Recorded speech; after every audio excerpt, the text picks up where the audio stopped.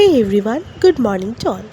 অনেক দিন বাদে আবার কিন্তু একটুখানি হোমমেড স্কিন কেয়ার করতে স্টার্ট করলাম। মাই দিল জোর করে, বললো অনেক দিন হয়ে গেলেও চোখ মুখের অবস্থা খুব খারাপ, একটুখানি কিছু কর। যাই হোক, আমিও করলাম, করে ঝটপট স্নান করে নিলাম ব্রাশ করে। তারপরে চলে এলাম গনু দাদার জন্য একটুখানি লুচি বানাতে। মানে মা বানাবে, কিন্তু আমি একটু ময়দাটা মেখে দিলাম, কারণ মা হাতে চাপ দিয়ে করতে পারে না। আর এই দেখো, স্নান করার পর একটু ফ্রেশ লাগছে, তাই না, অনেক দিন বাদে।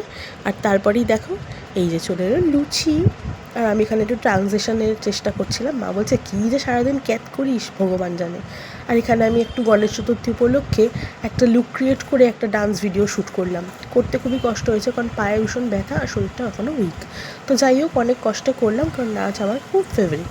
আর তার মাঝখানে দেখো, আমি দুপুরবেলা ঘুমিয়েও নিয়েছিলাম, কিন্তু ঘুম থেকে উঠে দেখলাম মা একটু বেরিয়েছে দরকারে।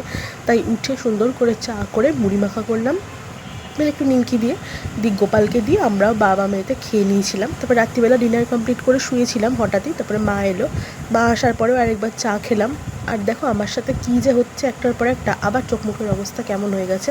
আবার দেখো, দুটো পায়ে ব্যথা ছিল, হঠাৎ করে হাতেও একটা ব্যথা লাগলো, সেটাই তোমাদের সাথে শেয়ার করছিলাম। যাই হোক, সবাই খুব সাবধানে থেকো, ভালো থেকো, সুস্থ থেকো।